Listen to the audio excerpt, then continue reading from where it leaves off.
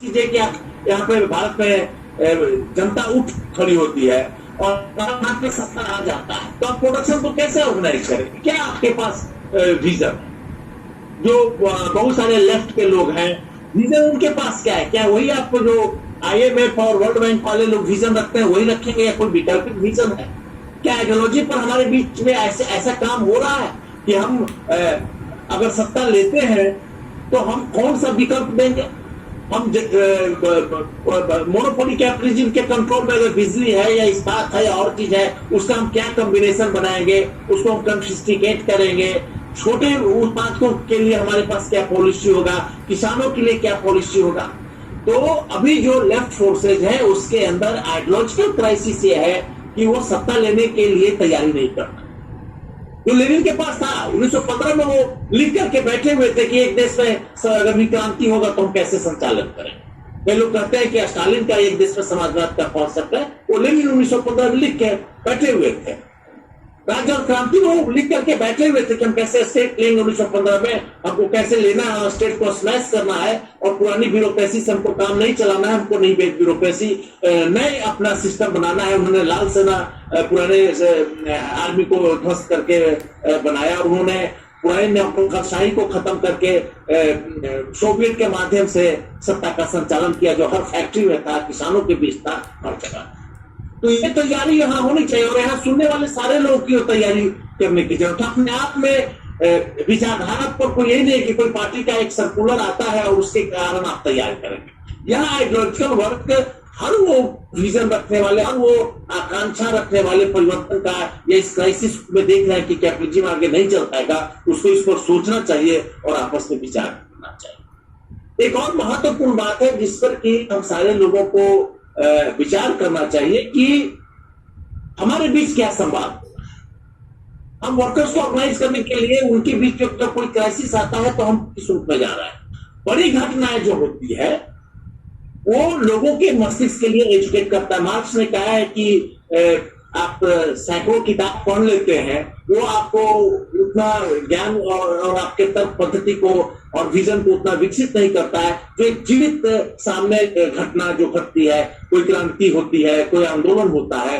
वो आपके विजन को विकसित करता है। तो हमारे लिए ये बहुत महत्वपूर्ण है कि श्रीलंका की जो घटना घटी है, जैसे किसान आंदोलन जब हो रहा है तो उस आंदोलन को लेकर हम विद्यार्थियों में जाते थे, हम मजदूरों के बीच जाते थे।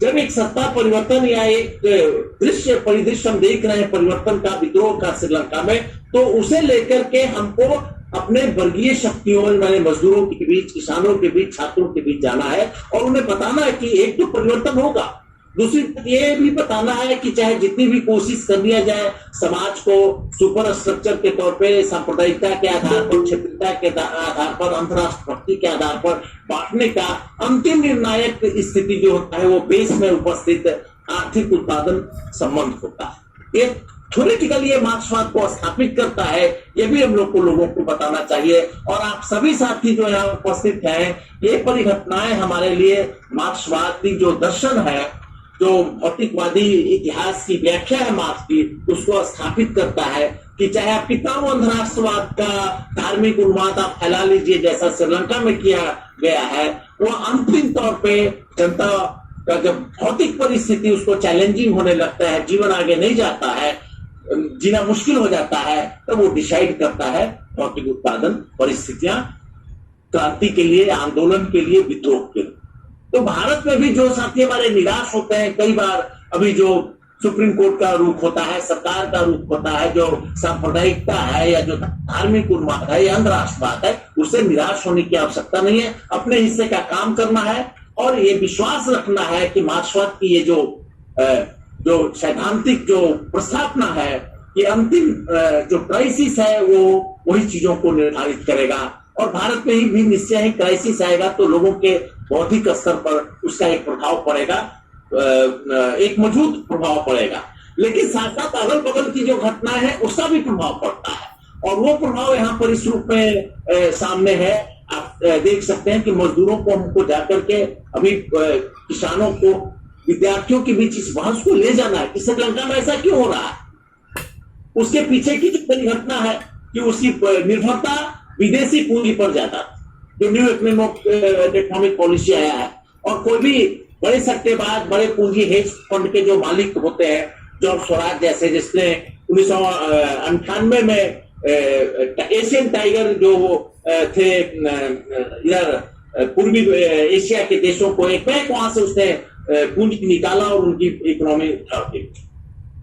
तो छोटे देशों में ये कैसे भी बड़ी मुश्किल होती है कि जो निवेश पर जीतते हैं, तो वो निवेशक जब बड़े पूंजी के मालिक जो होते हैं जब पूंजी निकालते हैं तो उनकी इकोनॉमी ऐसे ही हालत खराब हो जाती है।